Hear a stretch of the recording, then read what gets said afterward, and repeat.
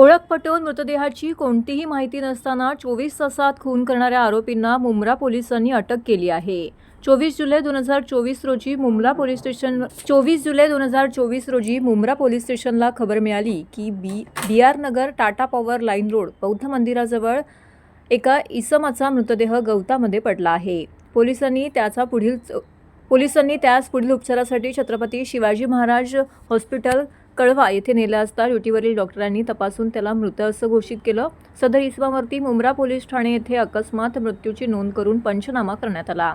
छत्रपती शिवाजी महाराज रुग्णालयामध्ये डॉक्टरांनी शवविच्छेदन केले असता मारहाणीमुळे मृत्यू झाल्याचं निष्पन्न झालं.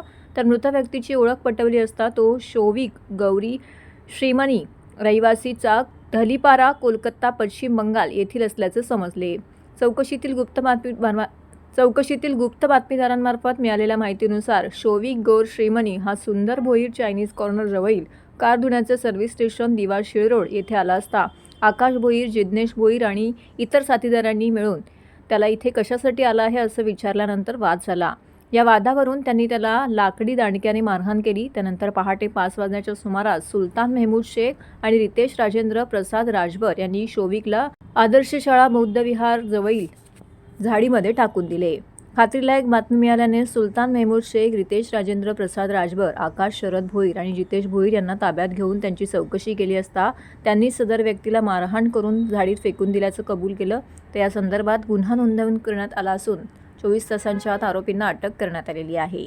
2024 रोजी मुंब्रा पोलीस स्टेशनला एक माहिती मिळाली की बौद्ध मंदिराजवळ आदर्श स्कूलजवळ दिवा या ठिकाणी एका इसमाला मारहाण करून झाडझुडपामध्ये टाकलेलं आहे. त्यावरून आमची टीम त्या ठिकाणी गेली, त्याला ताब्यात घेतला आणि छत्रपती शिवाजी रुग्णालय कळवा या ठिकाणी नेले असता तिथे डॉक्टरांनी त्याला मयत घोषित केलं. त्यानंतर त्याचं पोस्टमॉर्टम केलं असता त्याला मारहाणीमुळे मृत्यू आल्याचं डॉक्टरांनी कळवलं. सुरुवातीला हा अनोळखी इसम होता, त्याचं नाव काय समजलेलं नव्हतं. नंतर त्याच्यामध्ये तपास केला असता, तांत्रिकदृष्ट्या तपास केल्यानंतर शोध घेतला असता तो शोविक श्रीमणी वय 35 वर्ष हा धालीपारा कलकत्ता पश्चिम बंगाल येथील असल्याचं समजून आलं. त्या ठिकाणी त्याच्या बायकोने त्याची मिसिंग तक्रार दाखल केली होती आणि ह्या ठिकाणी आला होता आणि त्या ठिकाणी तो मयत आढळून आलेला होता. त्याप्रमाणे मग मुंब्रा पोलीस स्टेशनचे EPI कोळेकर, EPI तांबे त्यांचं पथक, PI पाचोरकर, PI दवणे आणि सिंदीप यांच्या मार्गदर्शनाखाली या लोकांनी तांत्रिकदृष्ट्या तपास केला. CCTVचं फुटेज पाहिलं, त्यांचे गुप्त बातमीदार लावले कामाला आणि त्यातून असं कळालं की हा इसम त्या ठिकाणी जे सुंदर चायनीज सेंटर होतं आणि एक सर्व्हिस सेंटर आहे त्या ठिकाणी बसला असताना त्याला मारहाण केलेली आहे आणि त्याला त्या ठिकाणावरून 2 इसमाने सुलतान मेहमूद शेख आणि रितेश राजभर या इसमांचा रिक्षात घालून आणून त्या बुद्ध मंदिराच्या पाठीमागं टाकलेलं होतं. त्यावरून ह्या लोकांना ताब्यात घेतलं असता या लोकांनी गुन्ह्याची कबुली दिली आणि त्या ठिकाणी जे चायनीज सेंटर आणि सर्व्हिस सेंटर जे चालवतात ते दोघं आकाश भोईर आणि जितेश भोईर बंधू या दोघांनी त्याला त्या ठिकाणी का आला का बसला आहे त्या कारणावरून त्याला मारहाण केली. तो त्यांचं ऐकत नव्हता म्हणून त्याला दांडक्याने मारहाण केली आणि त्या मारहाणीमुळे त्याला मृत्यू आलेला आहे. मुंब्रा पोलीस स्टेशनचे EPI तांबे, EPI कोळेकर, त्यांचे मार्गदर्शक PI पाचोरकर, PI दवणे आणि सिनियर PI शिंदे यांनी केलेल्या उत्कृष्ट तपासामुळे लागलीचे चारही आरोपी अटक करण्यात आलेले आहेत.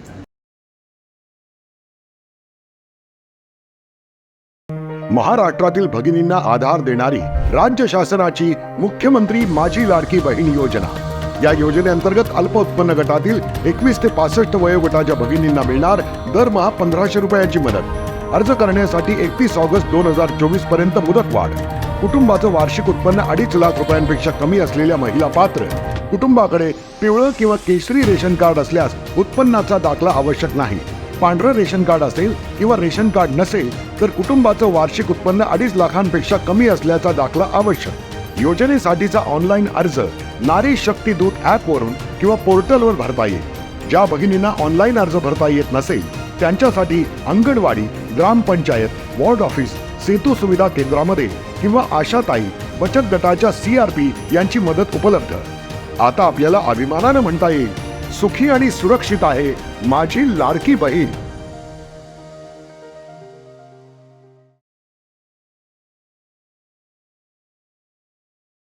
ठाणे सिटी डिस्ट्रिक्ट किसान काँग्रेसकडून वीज बिलांच्या वाढीव दरवाढीविरोधात महावितरण कार्यालयाबाहेर आंदोलन करण्यात आले.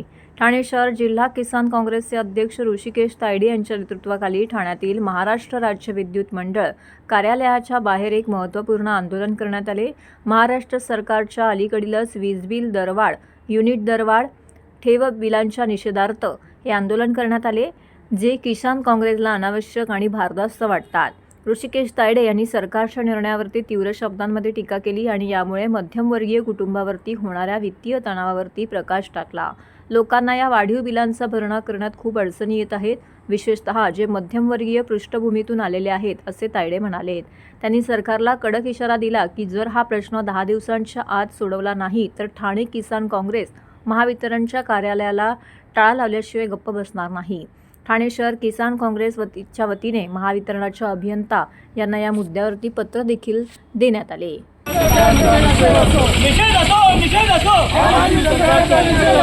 जुमलेबाज सरकारचं करायचं काय? या जुमलेबाज सरकारचं करायचं काय? अरे वाढीव वीज बिल कमी झालंच पाहिजे. वाढीव वीज बिल कमी झालंच पाहिजे. अरे वाढीव वीज बिल कमी झालंच पाहिजे. ठाणे शहर जिल्हा किसान काँग्रेसच्या वतीने आज आम्ही इथे या महावितरणच्या इथे आम्ही आज आंदोलन करत आहोत. आपल्याला माहिती असेल की प्रत्येक युनिट मागे यांनी बिल वाढवलेले आहे. तसंच हे दरवर्षी डिपॉझिटच्या नावाने हे गफला करत आहेत. त्यासाठी आज आम्ही इथे आंदोलन करतोय आणि येत्या जर 10 दिवसात जर यांनी हे जर याच्यावरती उपाययोजना केला नाही तर जर तुम्ही माझ्या मागे बघू शकता जो हा महावितरणचा जो गेट आहे या गेटला किसान काँग्रेस टाळा लावल्याशिवाय गप्प बसणार नाही. या लोकांना काय यांना काही पडलेलं नाही, शेतकरी लोकांचं काही पडलेलं नाही, सर्वसामान्यांचं काही पडलेलं नाही. फक्त इलेक्शन आलं म्हणून आपल्या स्वतःचं काहीतरी तिथे आपली पोळी भाजायची म्हणून हे लोक फक्त लाडकी बहीण योजना, लाडका भाऊ योजना करतात. ते एकीकडे लाडकी बहीण योजना करतात आणि दुसरीकडे त्याच बहिणींना ते रडवायचं काम आज करत आहेत. नक्की आम्ही एकत्र येऊन हे करू. पण आज काय होतं की जे आमचे लोक आहेत हे एकदम म्हणजे हे काय यांचं जे बिल वाढलेलं आहे त्यासाठी आज आम्ही एकत्र आलेलो आहोत आणि नक्की याच्या पुढे आम्ही एकत्र येऊन हे करू. पण आज हे फक्त काँग्रेसतर्फे आज आम्ही आंदोलन करत आहोत. ठाण्यात शिवसेना उपशहर प्रमुख मिलिंद मोरे यांचा विरार परिसरातील अर्नाळा येथील टोळक्याने केलेल्या हल्ल्यातून मृत्यू झाल्याची धक्कादायक घटना समोर आली आहे. नावापूर येथील 7 सी बीच रिसॉर्ट जवळ ही घटना घडली आहे. तर मिलिंद मोरे हे शिवसेनेचे माजी ठाणे जिल्हा प्रमुख रघुनाथ मोरे यांचे पुत्र होते. मिलिंद मोरे हे आपल्या कुटुंबासह विरार नवापूर येथील 7 सी बीच रिसॉर्ट येथे गेले होते. परतताना रिसॉर्ट बाहेरच एका रिक्षा चालकाने मोरे यांच्या पुतण्याला धडक दिली.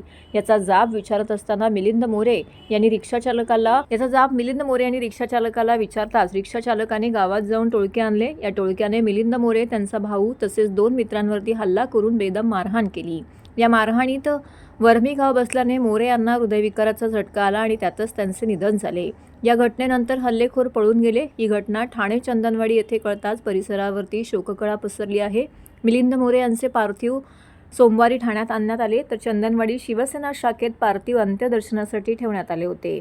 जवाहरबाग वैकुंठभूमीमध्ये त्यांच्यावरती अंत्यसंस्कार करण्यात आले.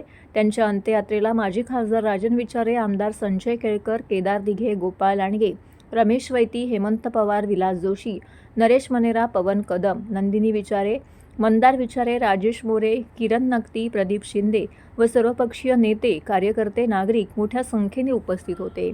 मिलिंद मोरे यांच्या पश्चात 2 मुलं, त्यांची पत्नी, भाऊ, बहीण असा परिवार आहे.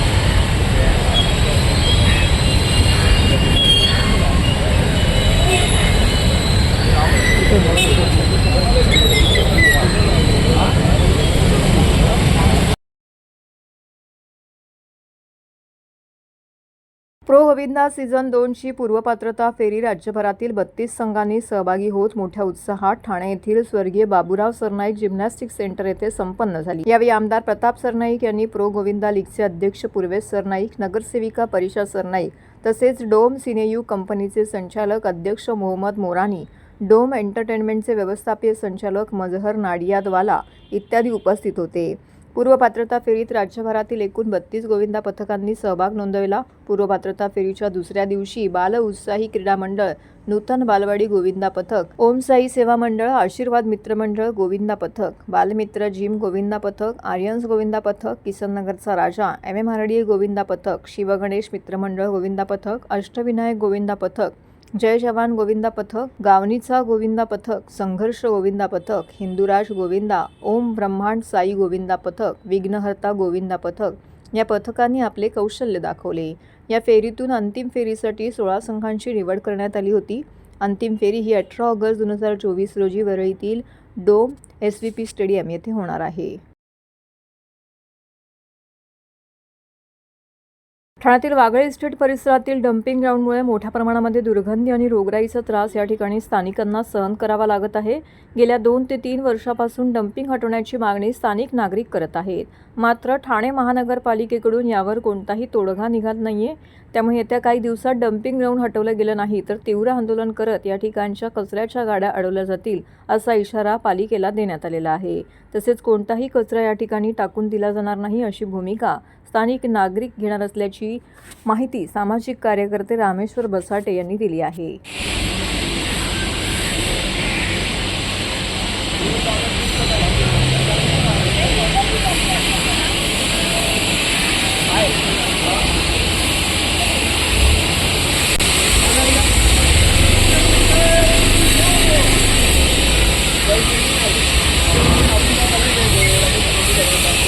माझं नाव रामेश्वर भीमराव बचाटे। या ठिकाणी मी 2021 पासून या ठिकाणचं डम्पिंग हटलं पाहिजे आम्ही अशी मागणी करतोय, स्थानिक नागरिकांच्या वतीनं मागणी करतोय। परंतु या महानगरपालिकेच्या अधिकाऱ्यांनी आम्हाला फक्त अशी उत्तरं दिलेली आहेत, उडवाउडवीची उत्तरं दिलेली आहेत की आम्ही दुसऱ्या ठिकाणी जागा शोधतोय, ती जागा जोपर्यंत मिळत नाही तोपर्यंत हे डम्पिंग इथेच राहील असं आमच्याकडे पत्र आहे त्यांची। आणि महाराष्ट्र शासनाचे आम्हाला काही उत्तर आले नाही। त्यामुळे गेल्या मे महिन्यामध्ये 2024ला आम्ही हायकोर्टला रिट पिटिशन दाखल केलेली आहे की या ठिकाणचं डम्पिंग हटवण्याची आम्ही मागणी केलेली आहे। आपण जर बघितलं असेल की या ठिकाणी काय ट्रॅफिक लागलेलं आहे, कचऱ्यांच्या गाड्यांच्या ह्या ओपन गाड्या आहेत, ह्या ओपन गाड्यांमधून रस्ता येतानाही पण सांडतो आणि जाते वेळेसही सांडतो। तो त्या उचलण्यासाठी काही महानगरपालिकेकडे काही योजना आहे का, किंवा ह्या ज्या लागलेल्या ट्रॅफिकमुळे ॲम्ब्युलन्स असतील, विद्यार्थी असतील, यांना शाळेमध्ये जाण्यासाठी खूप त्रास होतो। या ठिकाणी आपण चालत जर बघितलं असेल तर एवढ्या मोठ्या प्रमाणात हा चिखल झालेला आहे, कॉन्क्रीटचा रोड असं सुद्धा त्याच्यावरती चिखल झालेला आहे कचऱ्याचा। जवळजवळ 3 ते 4 महिन्यापर्यंत एवढे मोठे ढीग लागलेला आहे कचऱ्याचा। तो ह्या 2 ते 3 महिन्यापासून हा ढीग असाच पडून आहे। एवढ्या मोठ्या दुर्गंधी पसरलेली आहे की मच्छरांचा त्रास आणि आरोग्याचा त्रास, एवढा दुर्गंधीमुळे एवढं आरोग्य या ठिकाणच्या नागरिकांचं धोक्यात आलेलं आहे। कामगार मोठ्या प्रमाणात या ठिकाणचे MIDCचे कामगार आहेत, ते कामगार आपण उभं राहू शकत नाही, ते तिथे काम करत असतील, दुपारी डबे खात असतील, कशा प्रकारे ते आपलं जीवन जगत असतील हे आपल्याला निदर्शन आज बघितलेलं आहे। प्रॉब्लम ये है यहाँ की ये कचरे की गंदगी बहुत तगड़ी चल रही है। यहाँ डेंगू, मच्छर जो भी है सारी बीमारियां यहाँ पैदा हो रही हैं और कितने लोग परेशान हैं कि दवा खाना जाते जाते वो लोग की हालत खराब हो गई। जो कि CM साहब यही हैं, CM इधर ही हैं, उसके बारे में उनको ध्यान देना चाहिए ना कि जनता किस लिए है इसको रोका गया, क्यों बस्ती यहाँ बैठी है, इसका तो रक्षा करना चाहिए ना। तुम दूर दूर रक्षा करोगे लेकिन यहाँ कौन करेगा, तुम्हारी एरिया है ना ये भाई, इसके बारे में विचार करना चाहिए ना उनको। यहाँ से उनको मतदान लेना है, यहाँ मालूम को अपना यहाँ काम देखना चाहिए, उनके कार्यकर्ता जो है यहाँ लीडर और लोग वो लोग ध्यान देना चाहिए ना। हम नागरिक कहाँ तक दौड़ेंगे उनके पीछे, ऐसी सारी परिस्थितियाँ हैं और ये इसको हटना ही चाहिए। ये जो है डंके ये हटना ही चाहिए, नहीं तो यहाँ की पब्लिक आगे चल के क्या नतीजा गिरेगा उसके बारे में कुछ कहा नहीं जा सकता है।